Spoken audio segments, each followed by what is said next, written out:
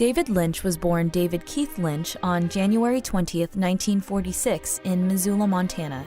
He is the son of Donald and Edwina Sonny Lynch. David's father was an agricultural scientist and his mother an English language tutor. The family moved a lot throughout the years due to Donald's work assignments from the USDA. Nevertheless, David would always adjust easily. Here's a quote from Lynch talking about his childhood. "My childhood was elegant homes, tree-lined streets, the milkman, building backyard forts, droning plains, blue skies, picket fences, green grass, cherry trees. Middle America as it's supposed to be." As a teenager, he was not interested in schoolwork.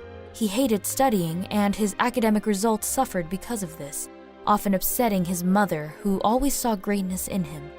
David would often get mixed in with the wrong crowds, and his interest would always be in everything that was happening outside of school: the people, the parties, the relationships.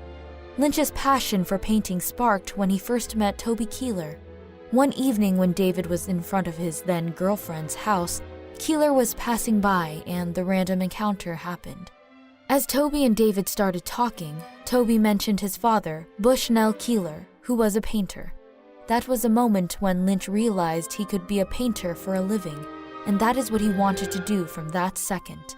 Toby introduced David to his father and showed him around his painting studio. This made young David imagine what he calls the art life, which was all about drinking coffee, smoking cigarettes, and painting, ultimately making him want his own painting studio.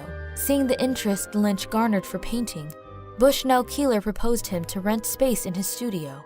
David's father offered to pay half the rent, and to pay the rest, David got a job at a drugstore delivering prescriptions at night. He'd paint for hours every day at the studio, trying to improve. He knew his works weren't too good at the start. This was creating tension with his father due to the late hours at which he would arrive home. Eventually, Bushnell called David's father to let him know David was really working hard every day towards his goal to become a painter. He wasn't wasting any of his time after school. This resolved the situation. After finishing high school, Lynch enrolled at the School of the Museum of Fine Arts in Boston in 1964. After just 1 year, he quit, stating, "It was like going back to high school. I didn't like anything inside that building, except the sculpture department. They don't do anything except make you do exercises, and it's just a drudgery. They want the exercises to be done a certain way, and if your way isn't their way, you're just gonna flunk out of art school." No longer a student, Lynch and his then best friend Jack Fisk decided to go to Europe to study with an expressionist painter in Salzburg, Austria for 3 years.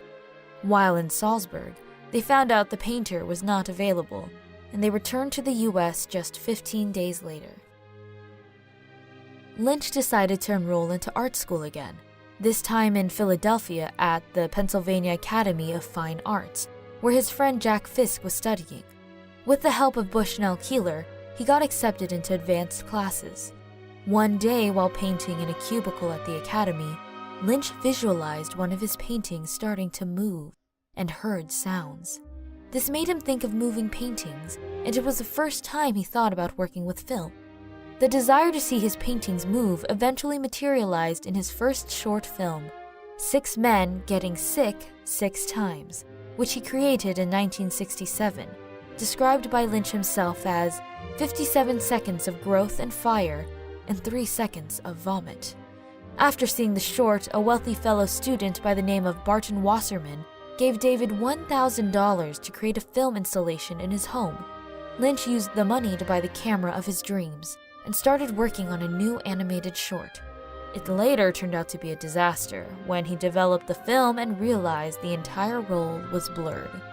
He used the leftover money to start a new project, a mix of animation and live action, which ended up being a 4-minute short called The Alphabet.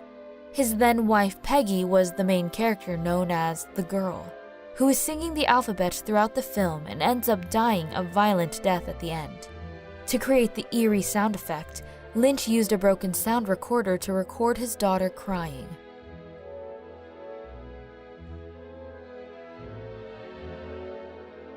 When he found out about the newly founded American Film Institute, he decided to apply for a grant by sending them a copy of The Alphabet.